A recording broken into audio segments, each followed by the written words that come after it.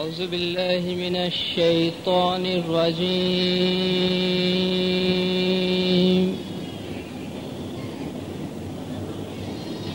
بسم الله الرحمن الرحيم.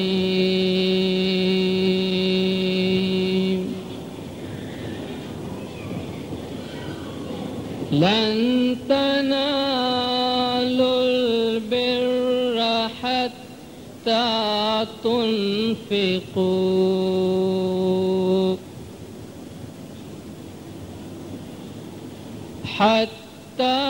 تنفقوا مما تحبون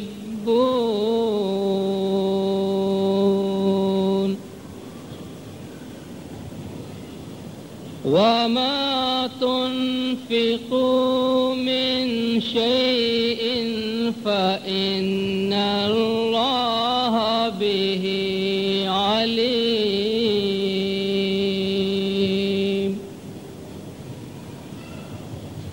صدق الله العلي العظيم.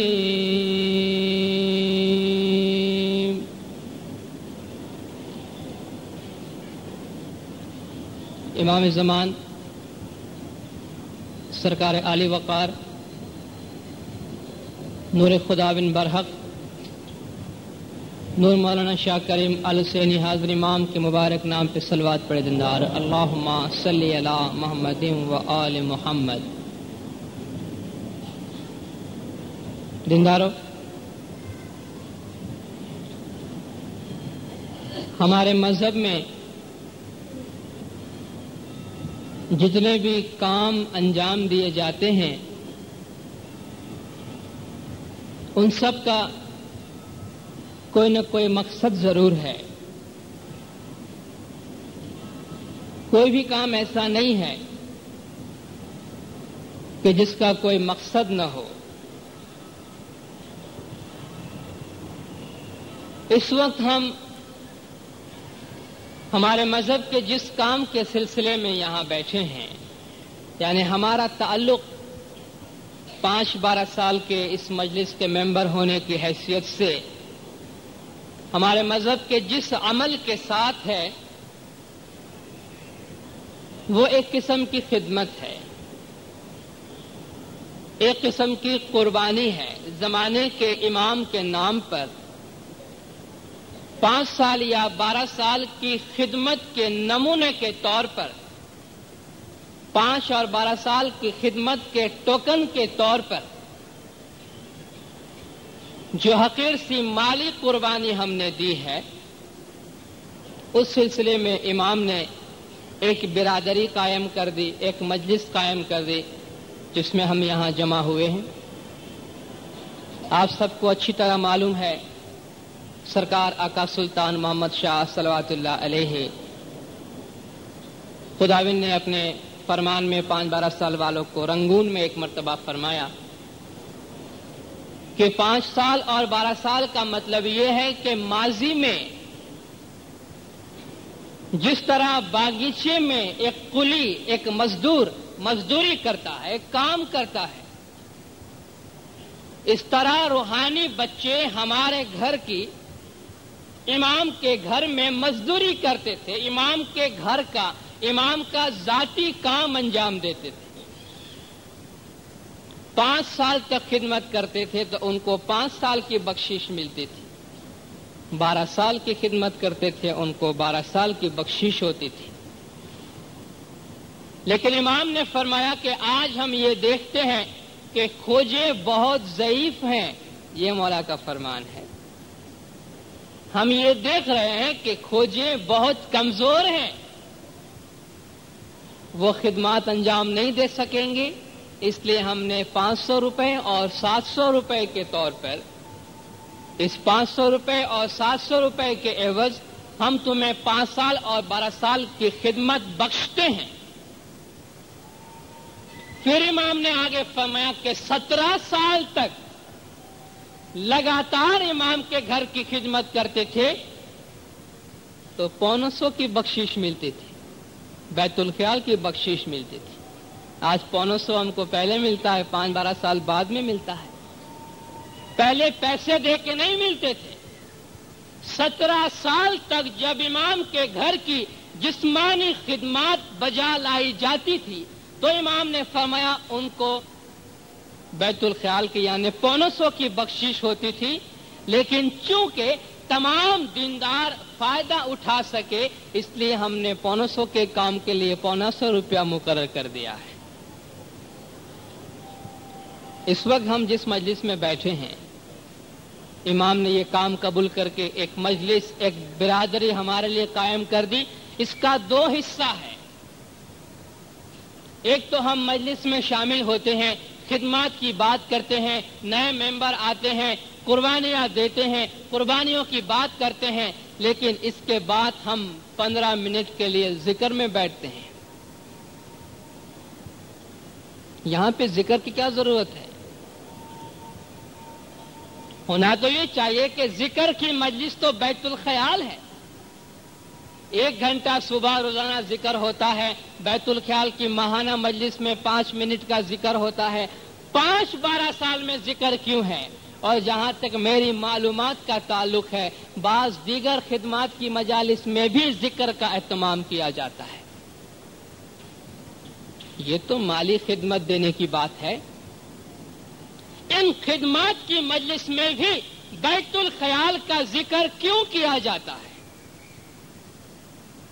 میں آپ سے عرض کرتا ہوں کہ مذہب کے اندر ایک چیز ایسی ہوتی ہے جو بنیادی حیثیت رکھتی ہے۔ مذہب کا ایک مجموعی مقصد ہوتا ہے۔ ہمارے مذہب کے جتنے کام ہیں ان سب کا ایک مجموعی مقصد ہے۔ یہ تمام خدمات، دعا، عبادت، بندگی اور دیگر گریہ و زاری تمام کا ایک ہی مقصد ہے، وہ ہے ہماری روح کو ترقی دینا۔ آپ میرے سے اتفاق کریں گے اس بات پہ، اس کے علاوہ اور کوئی مقصد نہیں ہے۔ 500 روپے، 1200 روپے، 5000 روپیہ لے کر آپ کو کچھ بڑا نہیں بنا دینا ہے اس کے اندر، یا ہم کو یہ نہیں سمجھ لینا ہے۔ اگر میں بے باکی سے کوئی بات کہتا ہوں تو میں معافی چاہتا ہوں۔ ہمیں یہ نہیں سمجھ لینا ہے کہ ہم نے امام کی راہ میں کوئی بہت بڑی رقم دے دی تو ہم بڑے ہو گئے۔ اس سے بڑے نہیں ہوتے ہیں دینداروں۔ اگر کوئی یہ سمجھتا ہے کہ میں نے 5000 روپیہ دیا اس لیے میں ذرا جماعت سے اوپر آ گیا، تو اس کا مطلب تو یہ ہوا کہ جو جتنا پیسے والا ہے وہ بڑا ہے۔ تو سیدھی سادی بات ہوئی، ایسا نہیں ہے۔ ان اکرمکم عند اللہ اتقاکم، خدا کے پاس بڑا وہ ہے جو پاکیزہ ہے، خدا کے پاس بڑا وہ ہے جو پرہیزگار ہے، خدا کے پاس بزرگ وہ ہے جس کی روح پاک ہے، جو روحانیت میں بلند ہے۔ جو ظاہر میں بلند ہے وہ خدا کے پاس بلند ہو ضروری نہیں ہے۔ تو مذہب کے تمام کاموں کا مجموعی طور پر ایک مقصد ہے، وہ ہم کو روحانی طور پہ آگے بڑھا دینا۔ اور سرکار مولانا حاضر امام شاہ کریم الحسینی صلوات اللہ علیہ، خداوند نے بیت الخیال کے فرمان میں فرمایا ہے کہ مذہب کے دوسرے تمام کاموں سے بیت الخیال سب سے زیادہ اہمیت رکھتا ہے۔ یعنی مولا کے اس فرمان کی روشنی میں میں مذہب کے ہمارے جتنے بھی کام ہیں میں اس کا توازن کرنا چاہتا ہوں، موازنہ کرنا چاہتا ہوں، اور آپ کو یہ بتانا چاہتا ہوں کہ کس چیز کو کہاں رکھنی چاہیے۔ ایک عمارت ہے، ہمارے مذہب کو ایک عمارت سمجھ لیجئے، اور جب آپ ایک عمارت میں داخل ہوتے ہیں تو مختلف چیزوں کو مختلف جگہ میں رکھی جاتی ہے۔ ایک جگہ دروازہ ہوتا ہے، کھڑکیاں ہوتی ہے، سیڑھیاں ہوتی ہے، کچن کہاں بنایا جائے، باتھ روم کہاں بنایا جائے، یہ ایک سسٹمیٹک طریقہ ہوتا ہے، ایک پلان طریقہ ہوتا ہے، پہلے سے منصوبہ بنایا جاتا ہے، اور ہر چیز کی اپنی اپنی جگہ پر ایک اہمیت ہے۔ اسی طرح ہمارے پورا مذہب جو ایک عمارت کی طرح ہے، ان میں سے ہر ایک کام کا اپنا اپنا جگہ پر ایک مقام ہے، یا یوں کہیے کہ ایک بہت بڑی مشین ہے، اس میں سے ہر ایک پرزہ کا اپنا اپنا کام ہے۔ ہر جگہ پہ ہر مذہبی عمل اپنے طور پہ کوئی نہ کوئی فیض مومنین اور مسلمین کو پہنچاتا ہے۔ مذہب کا مقصد میں نے بیان کیا، ہم کو روحانی طور پہ آگے بڑھا دینے کے لیے، اور اس میں سب سے اہم کردار جو مذہبی عمل انجام دیتا ہے وہ بیت الخیال کی بندگی ہے۔ آپ کہیں گے میں 5-12 سال کی اس مجلس میں بیت الخیال کی بات کیوں کر رہا ہوں؟ میں اس لیے کر رہا ہوں کہ یہ حضرت امام کا فرمان ہے، اس لیے کر رہا ہوں کہ ہمارے دلوں میں کسی ایسی چیز کو اتنی اہمیت نہ دی جائے کہ جو دینی چاہیے۔ ہر چیز کو اس کا اپنا مقام دینا چاہیے۔ کیا ہم اپنے دل میں یہ سمجھ لیتے ہیں کہ میں 5-12 سال کا ممبر بن گیا، میں لائف کا ممبر بن گیا، تو میں اس سے بڑا ہو گیا جو صبح 4 بجے بنگی میں جاتا ہے؟ آپ اس بات کو قبول کرتے ہیں؟ آپ اس بات پہ اتفاق کرتے ہیں کہ ایک شخص صبح 4 بجے اٹھ کر بیت الخیال کا ذکر کرتا ہے، بندگی کرتا ہے، اپنے آپ کو کچھ نہیں سمجھتا ہے؟ دوسرا شخص مالی قربانی دیتا ہے، پیسے دیتا ہے امام کی راہ میں، وہ اپنے آپ کو اس سے اکول کرتا ہے یا اپنے آپ کو اس سے بڑا سمجھتا ہے، تو یہ صحیح بڑائی نہیں ہے، یہ صحیح موازنہ نہیں ہے۔ امام نے ہمیں بڑائی کا ایک معیار بتایا ہے، امام نے ہمیں بڑائی کا ایک طریقہ بتایا ہے، جنہیں جماعت میں عام طور پہ ظاہری طور پہ بڑائی دی جاتی ہے۔ خداوند ظاہری طور پہ جن کو نواز کے، جن کے ظاہری خدمات کو سراہتے ہوئے ٹائٹل وغیرہ سے نوازتے ہیں، ان کے بارے میں بھی امام نے کھلے الفاظ میں فرما دیا ہے کہ ان ٹائٹلوں کا مذہب سے کوئی تعلق نہیں ہے۔ جہاں مذہب کے میدان میں، خدا کے گھر میں جہاں مساوات کا میسج دیا جاتا ہے، وہاں ان باتوں کا کوئی تعلق نہیں ہے۔ امام فرماتے ہیں کہ ہم ان کی خدمات کو سراہتے ہیں، لیکن جو ٹائٹل ان لوگوں کو دیا جاتا ہے جو برابر جماعت خانے میں آتے ہیں، جو برابر دعا گزارتے ہیں، جو برابر خدمات کرتے ہیں، اور سب سے بڑھ کر بیت الخیال کی بندگی کرتے ہیں، جو ٹائٹل ان کو ملتا ہے وہ کسی کو نہیں ملتا ہے۔ سرکار نے فرمایا کہ مذہب کا تمام کام ایک طرف ہے، بیت الخیال کی عبادت ایک طرف ہے۔ یہ ہمارے لیے سب سے اہم والی چیز ہے، اہم ترین چیز ہماری زندگی میں بیت الخیال کی عبادت ہے، اور اسی لیے حضرت امام کوئی کونا ایسا نہیں چھوڑتے ہیں کہ جہاں ہم ذکر سے غافل ہو جائیں۔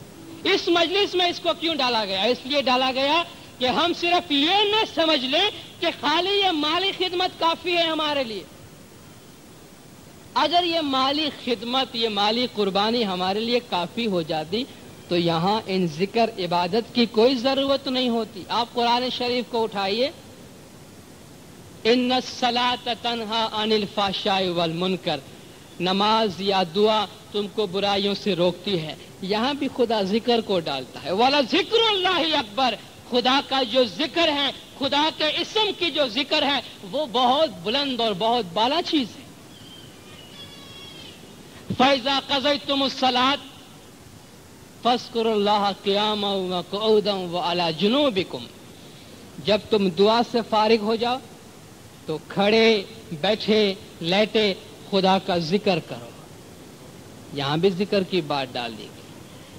حج کے موقع پہ جب دیندار حج کرنے کے لیے جاتے ہیں مسلمین، بہت سارے مناسک حج انجام دیتے ہیں، وہاں بھی خدا فرماتا ہے فَإِذَا قَضَيْتُم مَّنَاسِكَكُمْ فَاذْكُرُوا اللَّهَ كَذِكْرِكُمْ آبَاءَكُمْ أَوْ أَشَدُّ ذِكْرًا، جب تم مناسک حج سے فارغ ہو جاؤ تو خدا کا ذکر کرو، خدا کے نام کو یاد کرو۔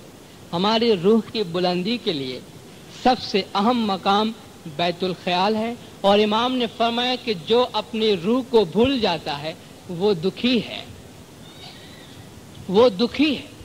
ہماری روحانیت کا ایک سیدھا راستہ ہے،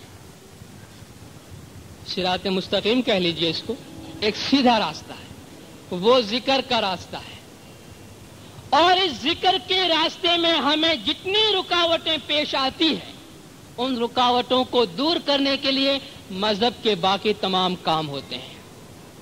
اس میں سے ایک یہ مالی خدمت ہے. یہ صرف مالی خدمت نہیں ہے، یہ تن کی بھی خدمت ہے، یہ من کی بھی خدمت ہے، اور یہ دھن کی بھی خدمت ہے. ہم میں سے بہت سے دیندار ایسے ہیں جو بیت الخیال میں یہ کوشش کرتے ہیں، ذکر کے میدان میں آگے بڑھنے کے لیے کوشش کرتے ہیں، لیکن ان کے سامنے بہت ساری رکاوٹیں آتی ہیں. ان کے ذہن میں خیالات آتے ہیں، انہیں شکایت ہوتی ہے کہ ہم برسوں سے بندگی میں بیٹھے ہیں، لیکن ہم یوں محسوس کر رہے ہیں کہ ہم نے ترقی نہیں کی ہے. خود سرکار مولانا حاضر امام شاہ کریم الحسینی صلوات اللہ علیہ خداوند نے اپنے فرمان میں فرمایا کچھ عرصے کے بعد تم آ کر کہو خداوند ہمارا دھیان نہیں لگتا، ہم سے عبادت نہیں ہوتی. یہ پرابلم ہے، یہ چیزیں ہیں اپنی جگہ پہ. یہ جو ذکر ہم کو امام نے دیا ہے اسم اعظم، اس کو بلند کرنا ہے، اس کو ترقی دینی ہے. الم نشرح لک صدرک ووضعنا عنک وزرک الذی انقض ظہرک ورفعنا لک ذکرک. سورہ انشراح میں خداوند تعالی حضور اکرم صلی اللہ علیہ وآلہ وسلم صلوات اللہ علیہ کو فرماتے ہیں کہ اے محمد صلی اللہ علیہ وسلم، کیا ہم نے آپ کے سینے کو کشادہ نہیں کر دیا؟ لوگ کہتے ہیں اس کا مطلب یہ ہے کہ جبرائیل نے آیا تھا اور آپ کے سینے کا آپریشن کیا اور اس کو کھینچ کے بہت وسیع کیا. ایسی کوئی بات نہیں ہے. یہ علم و حکمت کی وسعت ہے، یہ روحانی گنان کی وسعت ہے کہ اے محمد ہم نے روحانیت سے آپ کا سینہ وسیع نہیں کر دیا. اور آپ کے پیٹھ پہ جو بوجھ تھا جس سے آپ کی روحانی ترقی رکی ہوئی تھی، ہم کیوں نہیں چل سکتے ہیں آگے؟ بندگی میں بیٹھنے یوں محسوس ہوتا ہے کہ ہمارے پیٹھ پہ اتنا بوجھ ہے، یعنی ہماری روح کے اوپر گناہوں کا اتنا بوجھ ہے کہ یہ نہیں چل سکتی ہے آگے. خدا فرماتا ہے کیا ہم نے تیرے پیٹھ پر سے وہ بوجھ نہیں اتار دیا کہ جس نے تیری پیٹھ کو ٹیڑھا کر رکھا تھا اور تو آگے نہیں بڑھ سک رہا تھا؟ خدا نے اپنے رحم و کرم سے وہ چیزیں اتار دی اور فرمایا وہ رفعنا لک ذکرک، اور ہم نے آپ کے لیے آپ کے ذکر کو بلند کر دیا. جو اسم آپ کو دیا گیا تھا اس کو ترقی دی گئی. یہ ترقی کرتی ہے الیہ یصعد الکلم الطیب. جو پاک نام، جو پاک اسم مولا نے ہم کو دیا ہے وہ ترقی کرتی ہے، وہ آگے بڑھتا ہے اسم، لیکن اس کو پش کرنے کے لیے کوئی چیزیں چاہیے. ایک تو یہ کہ ہمارے سامنے جتنی رکاوٹیں ہیں اس کو ہٹائی جائے، اور دوسرا ہمارے اعمال ایسے ہو کہ ہمارے اسم کو پیچھے سے طاقت ملے، توانائی ملے کہ ہم اوپر کی طرف پرواز کر سکیں. اور وہ خدا فرماتا ہے والعمل الصالح یرفعہ، تمہارے جو اچھے اچھے اعمال ہیں وہ ان کو بلند کر دیتے ہیں. تمہارے اسم کو، تمہارے ذکر کو تمہارے اچھے اعمال بلند کر دیتے ہیں. ہمارے عبادت میں، ہمارے ذکر میں سب سے بڑی رکاوٹ جو چیز پیش کرتی ہے وہ ہماری محبت دنیا ہے، دنیا کی محبت. ذرا بندگی میں بیٹھیں اور جو خیالات ہم کو آتے ہیں اس کو لکھیں. آپ کو معلوم ہوگا یہ سب ہمارے دنیاوی چیزیں ہیں. ہمارا گھر، ہمارا بار، ہماری دکان، ہمارے سروس، بیوی، بچے، پیسے، بزنس، یہ ساری چیزیں ہمارے سامنے آتی. کیوں آتی ہے؟ اس لیے کہ ہمارے دلوں میں اس کی محبت اس حد تک بھری ہوئی ہے کہ ہم ذکر کی طرف، روح کی طرف، امام کی طرف محبت نہیں بڑھا سکتے ہیں. اور یہ جو قربانیاں رکھی گئی ہے کہ تن، من، دھن گرنے ارپن کیجئے، یہ اس لیے ہے کہ ہمارے دلوں سے اپنے جان کی، اپنے مال کی، اپنے اولاد کی اور اپنے دنیا کی محبت کم کی جائے. جب بھی امام ہم سے طلب کرے ہم دنیا قربان کر سکے تاکہ امام کی طرف ہماری محبت بھاری ہو جائے، بول کی طرف، ذکر کی طرف ہماری محبت بھاری ہو جائے، پیسے کی طرف، دنیاوی چیزوں کی طرف ہماری محبت کم ہو جائے. خدا فرماتا ہے کہ وہ جاہدوا فی سبیل اللہ باموالکم وانفسکم، خدا کی راہ میں اپنے مال سے اور اپنی جانوں سے تم جہاد کرو. مال اور جان کے جہاد خدا کی راہ میں کرنے کا کیا مطلب ہے؟ اس کا مطلب یہ ہے کہ تم اپنی جان کو، اپنے مال کو، اپنی اولاد کو خدا کی راہ میں آگے بڑھنے کے لیے چھوڑ دو، ہٹا دو بیچ میں سے۔ لن تنالوا البر حتی تنفقوا مما تحبون، اس وقت تک نیکی کو نہیں پہنچو گے، روحانیت کی چوٹی پہ نہیں پہنچو گے جب تک اپنے پیارے میں پیارے چیز کو بیچ میں سے نہ ہٹا دو۔ جب تک تمہارے دلوں میں دوسری چیزوں کی محبت ہے، اس وقت تک اس دل کے اندر امام کی بھرپور محبت کبھی نہیں رہ سکتی۔ سرکار نے اپنے فرمان میں فرمایا، دنیا میں میں بھی رہتا ہوں، دنیا میں ہم بھی رہتے ہیں، لیکن ہم دنیا سے دل نہیں لگاتے ہیں۔ امام کی راہ میں چھوٹی سے لے کر بڑی مالی قربانی، اور آج مال سے بڑھ کر انسان کو پیاری چیز کوئی بھی نہیں ہے، یہ چھوٹی سے لے کر بڑی مجالس، مالی قربانی کی مجالس جو رکھی گئی ہے، اس کا اولین مقصد یہ ہے کہ ہم امام کی راہ میں ان چیزوں کو قربان کر کے جو ہماری روحانی ترقی ہے، ذکر، بندگی، بیت الخیال، اس کی طرف دھیان لگا سکے، اس طرف سے ہماری محبت کم ہو سکے۔ میرے واعظ کا وقت پورا ہوا۔ خداوند مولانا حاضر امام ہماری حقیر خدمت کو اپنی بارگاہ میں قبول فرمائے۔ خداوند مولانا حاضر امام ہمیں عبادت بندگی کرنے کی اعلیٰ ہمت عطا فرمائے۔ خداوند مولانا حاضر امام ہمارے روح کو ترقی دے۔ مولا سب کے گناہ معاف کرے، سب کی نیک امیدیں پوری کرے، آخر دم تک ایمان سلامت رکھے، دین دنیا میں سکھی و آباد رکھے، دیدار نصیب کرے۔ صلوات پر زندہ اور اللہم صلی علی محمد و آل محمد۔